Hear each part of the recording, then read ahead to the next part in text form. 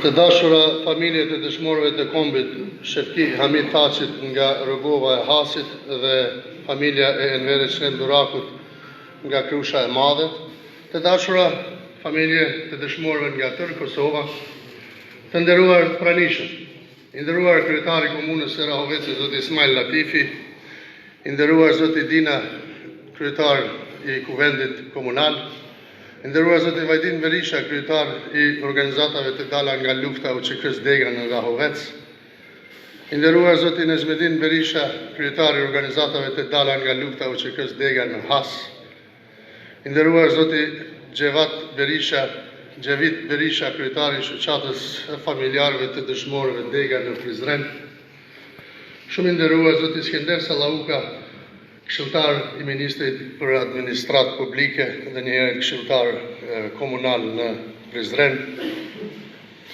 të nderuar të gjithë ju të tjerë bashkëluftetar, profesor, mësues, student nga Krusha dhe Rrogova. Sot jemi mbledhur këtu në këtë sallë për të respektuar veprën sublime të dëshmorëve që i kujtojmë sot me rastin e 20 vjetorit të rënies së tyre. Andaj, në shenjë respekti për të rënët, ju ftoj për 1 minutë heshtje.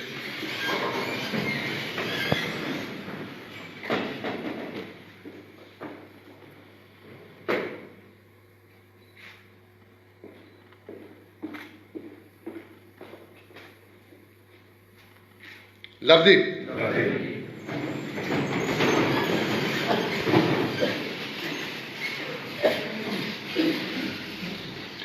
Në vazhdim më lejoni që shkurtazi, edhe pse biografitë e tyre janë shumë të bollshme përkundër moshës, t'i lexoj për secilin veç e veç. Enveri Shlem Duraku u lind më 22 janar të vitit 1979 në Krushë të Madhe. Shkollën fillore dhe atë të mesme i përfundoi në fshatin e lindjes Krushë e Madhe, ku më pas regjistrohet në Fakultetin Juridik të Prishtinës. Gjatë qëndrimit në Prishtinë, Enver Duraku është mund kohën kur edhe shpërthyn protesta studentore të 1 tetor të vitit 1997, e që Enveri u bashkohet burrave që mbi supe të veta kishin marrë një barë të madhe të historisë, e cila kësaj radhe ishte organizuar pak më ndryshe. U radhit me ta dhe në brigadat e tjera të luftetarëve në komandën e të madhit komandantit legjendar Adem Jasharit. Dita e 26 prillit e vitit 1998, Enverin e gjeti shumë përgatitur dhe në këtë ditë teproni keq në Krusha e Vogël në aksin rrugor Prizren-Gjakov, prisën pushit e para të anadrinit ku u shpartallua një siti patrollues mobil i policisë serbe që në orët e hershme të mëngjesit.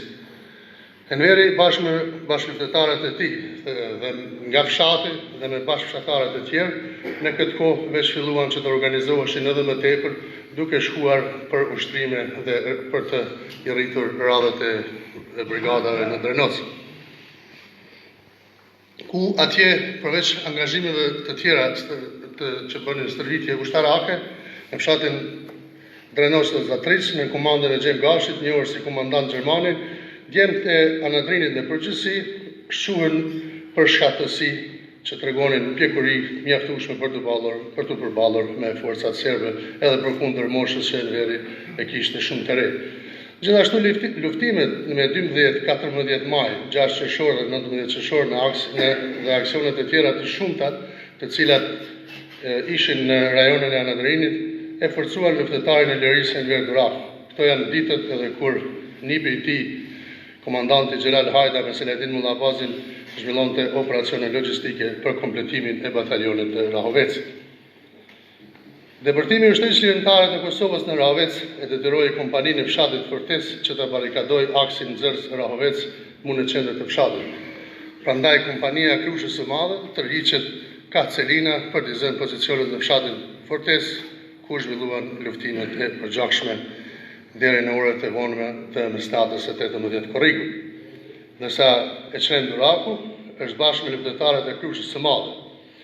Pas tërheqjes së popullatës civile prej Rahovecit, grupi Enver Durakut i bashkohet Xhelal Hajdës dhe merr pjesë në betejën e Lugut të Shqipëve për t'i penguar paramilitarët e shmërnuar që deportojnë në Malishet.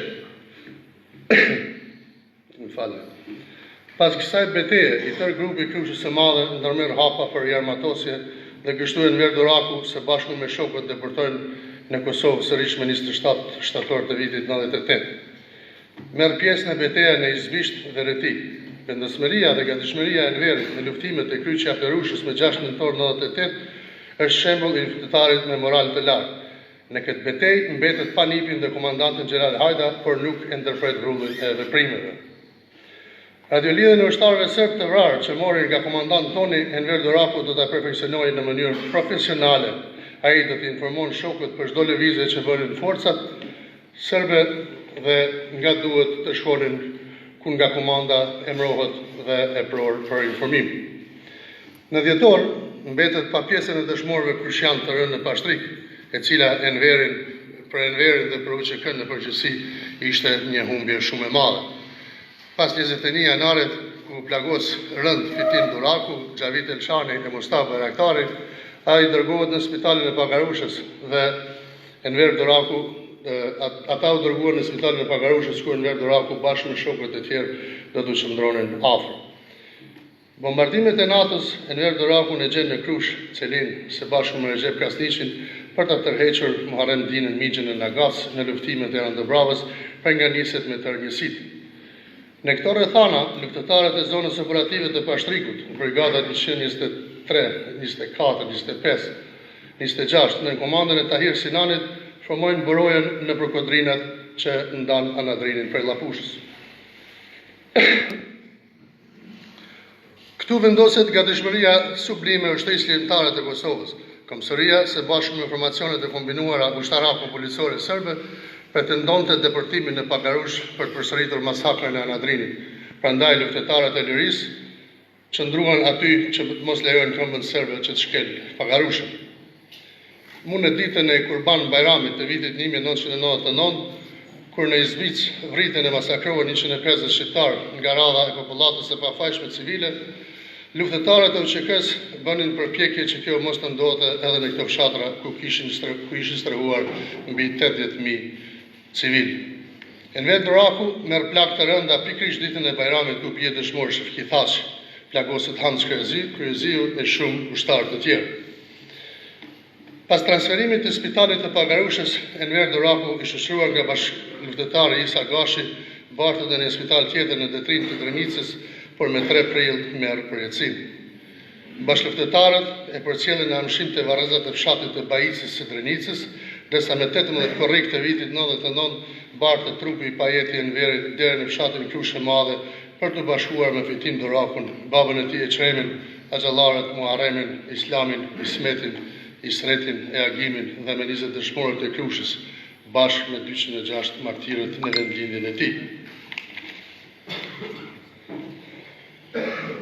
Shefki Hamid Thaçi është i lindur më 22 nëntor të vitit 63 në Rogov të Hasë.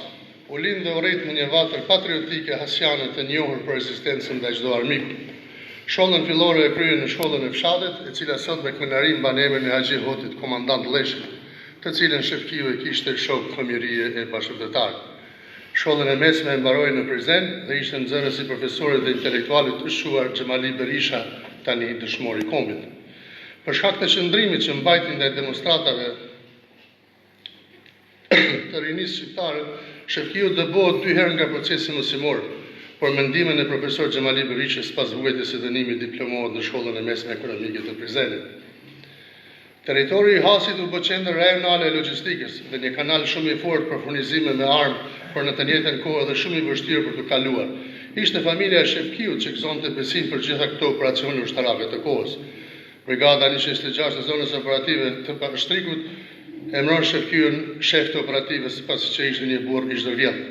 Shefkiu mori pjesë në të gjitha betejat në Anadrni dhe ushqua me një uri e shkatësi në artin luftarak, veçanërisht për tërheqjen e popullatës civile nga Rahoveci e fortesa si Kazatrishti, ashtu edhe Kacelina në drejtimet Krushë Madhe e Rogov e Sandemi kalohet ku të kalohet edhe në Shqipëri.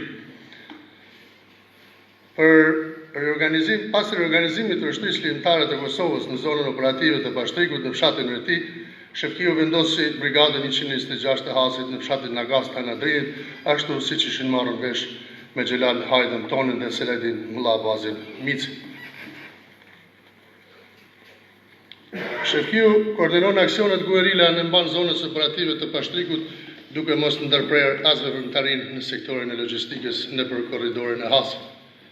Gjatë qëndrimit të kazarmuar në shtëpinë e Ilvi Gashit në Nagas, Shefkiu me stafin komandues të brigadës 126 të Hasit, në bashkëveprim me brigadat 121, 122, 123, 124, 125 dhe 127, arriti ta kompletoj brigadën e Hasit dhe të sistemoj batalionet e kësaj brigade në për detyra operative. Ardhja komandant Tahir Sinalit në krye të zonës operative të Pashtrikut bën që masakra dhe gjithashtu masakra që ndikemi në rrugov të Hasit më 29 janar, patrollimet e shpeshta në aksin e magjistrales Prizren Gjakov, për adhërim mos furnizimi i të rinjeve për të radhitën në strukturat të shtetit ligjtare të Kosovës dhe bombardimet më pas të Aleancës Veri-Atlantike ndikuan në ndryshimin e dinamikës së veprimeve jo larg qerdheve paramilitare serbe në Rahavec, Hoshtë-Madhe e Zaçisht. Gjatë përpjekjeve të forcave serbe për ta thyer mbrojtjen e shtetit ligjtare të Kosovës në qafën e Pagarushës, ishte Shefkiu që u doli në mbrojtje dhe bashkë me shumë ushtarë të tjerë zbrapsën ato forca. Në këto luftime të ashpra dhe të pabarabarta ra heroikisht edhe Shefki Hamid Thaçi, derisa u plagosën Hamës Kërziu, sot invalid i luftës, dhe Enver Eçrem Duraku, dëshmor i kombit. Lavdi dëshmorit Shefki Thaçi, lavdi dëshmorit Enver Duraku, lavdi gjithë dëshmorëve të kombit. Ju falenderoj. Falem se pak jam me grip. Tani para nesh ftoj kryetarin e komunës zot Ismail Latifi që na jap një fjalë rast.